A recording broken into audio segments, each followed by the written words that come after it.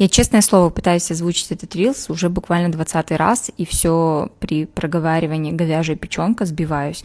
В общем, готовить блины мы эти будем из говяжьей печенки, поэтому эти блины будут невероятно полезны.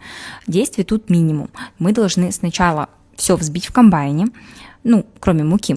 Потом добавляем муку, перемешиваем, и каждый блинчик выпекаем. Блинчики можно сделать как большие, так и маленькие. Мне нравятся большие. Вот такая вот стопочка блинов у нас получается. Вуаля!